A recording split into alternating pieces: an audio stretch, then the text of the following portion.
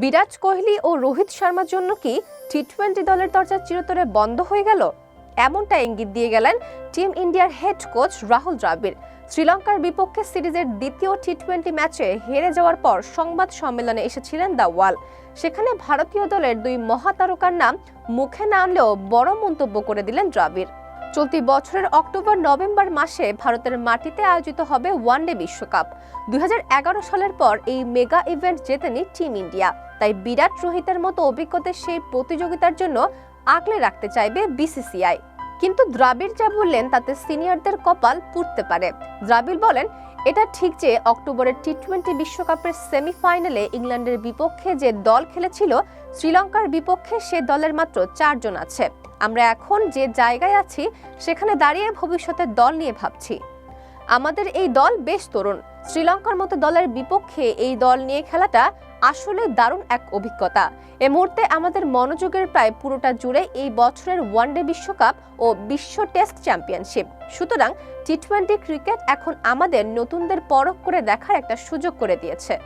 আপাতত ভারতীয় ক্রিকেটের সমর্থকদের কাছ থেকে ধৈর্যই দেখতে চাচ্ছেন দ্য ওয়াল। আমাদের এই দলে অনেক তরুণ খেলোয়াড় আছেন, আমাদের এখন ধৈর্য ধরতে হবে। এসব তরুণ টেকনিক্যালি দারুণ। এখন তাদের পারফর্ম করার জন্য সঠিক পরিবেশ তৈরি করে দেওয়ার দায়িত্ব আমাদের।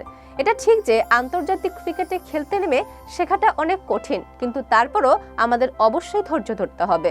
টি-20 বিশ্বকাপ শেষ হওয়ার এখনো পর্যন্ত ছোট ফরম্যাটের দুটি সিরিজ খেলেছে ভারতীয় দল। নিউজিল্যান্ডের পর শ্রীলঙ্কার বিপক্ষেও হার্দিক পান্ডিয়া দলকে নেতৃত্ব দিচ্ছেন। এবং চোখে পড়ার মতো বিষয় হলো দুটি সিরিজে নেই বিরাট ও রোহিত। দুই সিনিয়রের দলে না থাকার জন্য কি গত 2 ম্যাচে দলের ব্যাটিং ব্যর্থতা প্রকট হয়ে উঠল? কারণ প্রথম ম্যাচে 2 রান জিতলেও শ্রীলঙ্কার বিরুদ্ধে গত ম্যাচে 16 রানে হেরেছে ভারতীয় দল। অক্ষর প্যাটেল ও সূর্যকুমার যাদব লড়াই করলেও শেষ রক্ষা হয়নি। ব্যাটিং ব্যর্থতা নিয়ে দ্রাবিড় বলেন, আমরা রান চেস করতে গিয়ে দ্রুত কয়েকটা উইকেট হারিয়েছিলাম। হাতে কয়েকটা উইকেট থাকলে 207 রান তাড়া করা অনেক সহজ হয়ে যেত। যদিও সূর্য ও অক্ষরের জন্য আমরা জয়ের খুব কাছে চলে গিয়েছিলাম, কিন্তু একাধিক উইকেট হারানোর জন্য ম্যাচ জিততে পারেনি।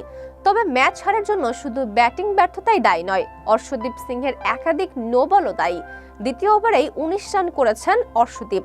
প্যাটেলের পরিবর্তে যাকে এদিন খেলায় ভারতীয় দল, সেই থেকে শ্রীলঙ্কার ইনিংস থার্ড গিয়ারে চলতে শুরু করে। নিজের কোটার 2 ওভারে 5টি নো বল করেছিলেন তিনি।